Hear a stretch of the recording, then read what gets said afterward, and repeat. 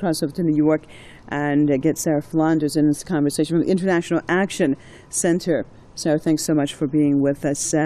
What is going on, Sarah? I mean, we look at the comments, as I've just talked about, from various individuals, whether it's President Barack Obama or John Kerry or whomever, a lot of these Western, so-called Western leaders, and a total disregard for Palestinian life.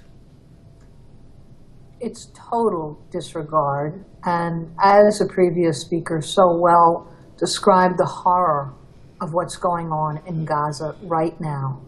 This is a war impossible without total, full U.S. support, and it is a war every much a U.S. war as a war in Iraq or the war in Afghanistan. It is a war waged with U.S. equipment and U.S. dollars, and it's taking a terrible toll. At the same time, it is important to recognize that the Palestinian people at a heroic level, and I can't even imagine what this takes, but it's not going well for Israel. That is for sure. Well, let's look at that aspect of Sarah. Sorry, let's look at that aspect of it, because you said it's not going well for Israel. I mean, Israel usually is very proud of itself, and its sophistication is for its military, and of course, it's very well equipped, coming from the United States. Why is it that they're suffering so many losses when basically they are totally equipped? And of course, with the resistance in Gaza, they may have some weapons, but definitely nothing compared to what the Israelis have. They're up against a determination of the whole Palestinian people, which is so deep. I mean, I think to myself, all the information about the drones and the national surveillance that tracks every electronic message sent, all the overflights, you would think they would have every conceivable piece of information in Gaza, an open-air concentration camp. And yet, every tunnel has been a shock to them. Every missile that's fired, they're not able to stop it. The forces that are able to do ambushes and sabotage, it really is incredible. And in that scale, this is a defeat for Israel. It shows that they may have the most powerful military machine, second only to the U.S. in its capacity.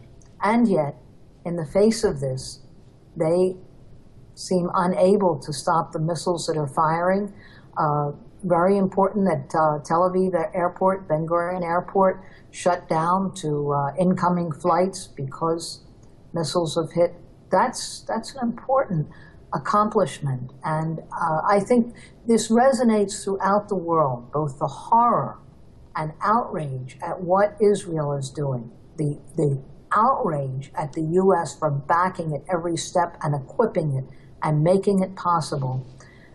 This will, in a world way, strengthen the boycott, divest, sanctions movement against Israel.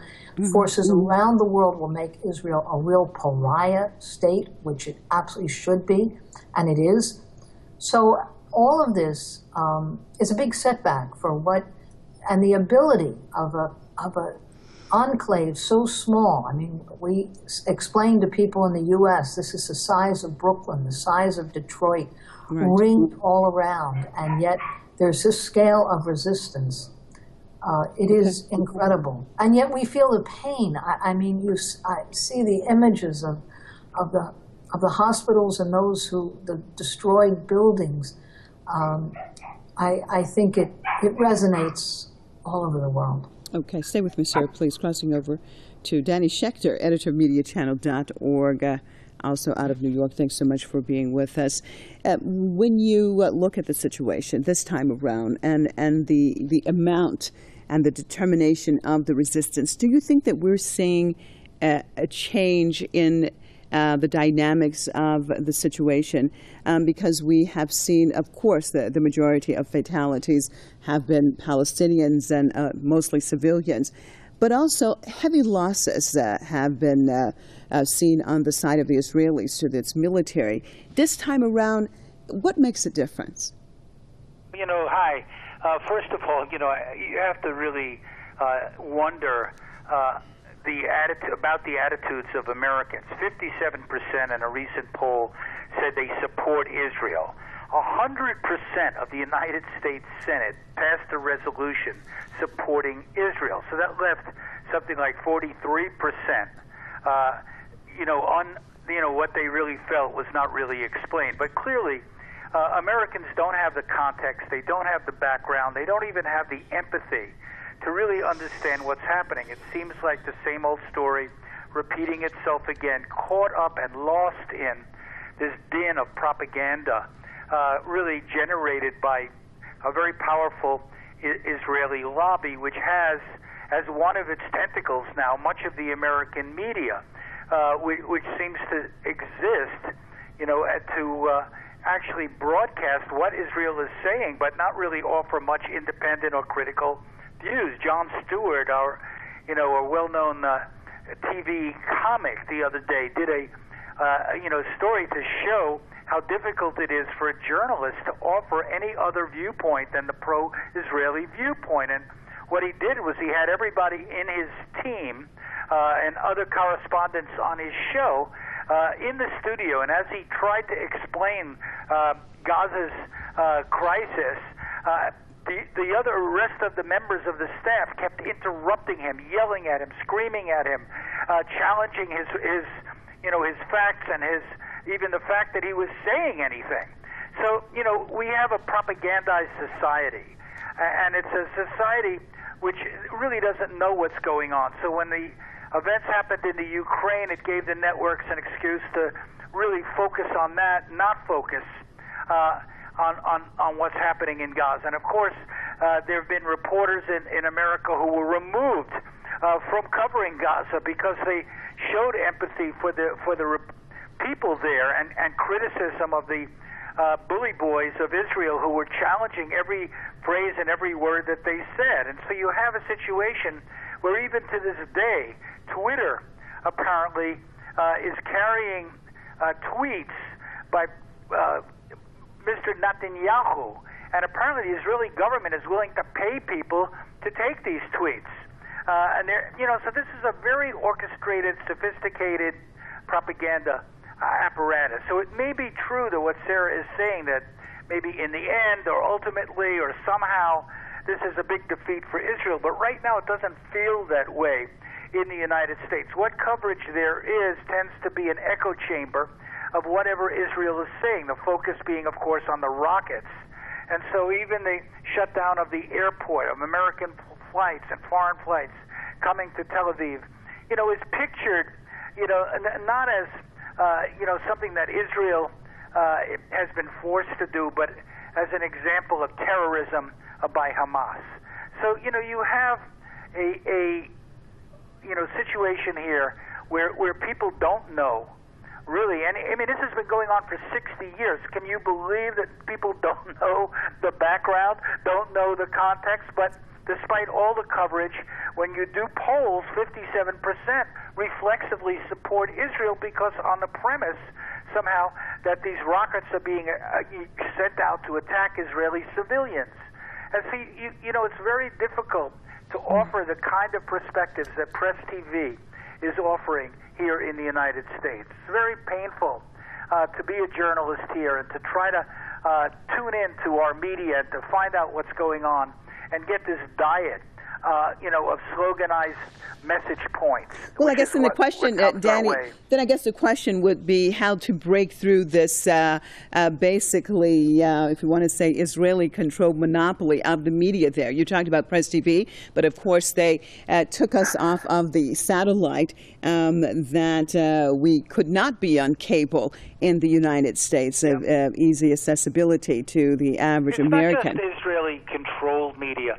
It's our media institutions controlling themselves and choosing to avoid covering a topic which they know inflames a segment of their audience. So you don't think that it's Zionist-controlled media right now in the United States? Well, I would would say it's corporate-controlled media, okay, and its coverage of many issues reflects the dominant biases of the day. In the case of Israel, Israel has had in place a very well-financed lobbying organization that monitors media, that challenges journalists, and tries to intimidate journalists who offer other perspectives. And in reaction to this, they're afraid in many cases, which is ridiculous on the face of it, but is the reality of what's happening. So, to label it Zionist-controlled, okay, that might, seem right to you, but I don't think they see it that way. I think their notion of balance and fairness and journalism is so skewed, is so distorted, that they wouldn't know good journalism if they saw it. And of course, anybody with a point of view is immediately suspect. As we found. I mean, a guy did some tweets about the death of kids on the beach in Gaza and the pain of their family, and he was immediately sent home. And there was such an outcry that he was sent back, with NBC, one of our great networks, not explaining why they removed him in the first place or why they returned him in the second. So this is a crisis of information. And it's a horror show, basically, not a TV show.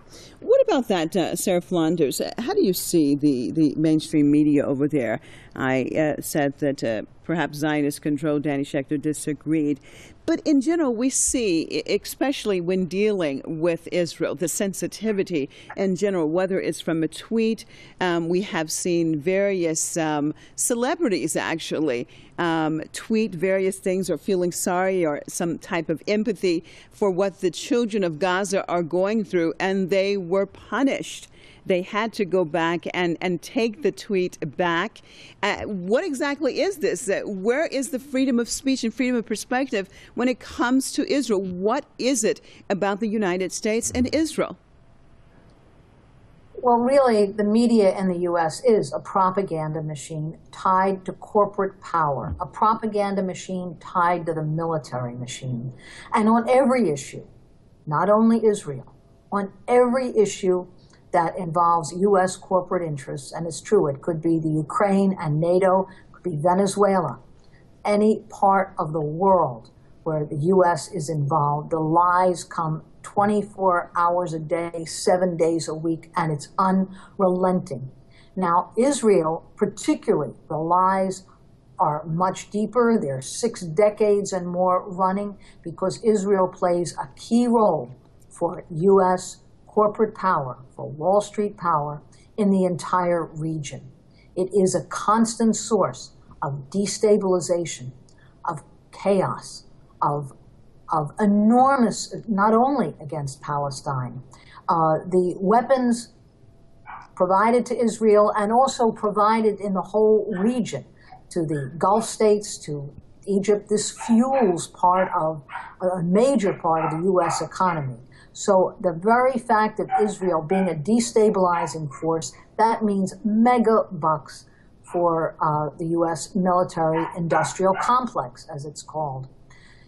All of this, though, there's a limit to U.S. militarism, and there is a limit to the propaganda, and that is what the change. I mean, I can only think to years past where it seemed 95% of the population bought the lies on Israel and bought the lies on most U.S. wars.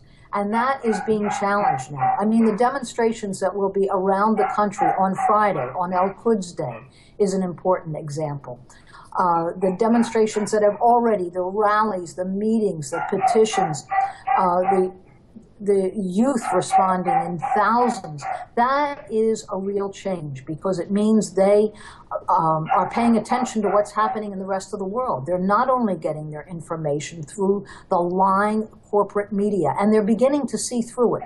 So the more that there is resistance to it, organized resistance, and that is the importance of the demonstrations, it's the importance of the boycott, divest, sanctions movement, that challenging the lies is the key thing that we can do on our end right here. Okay.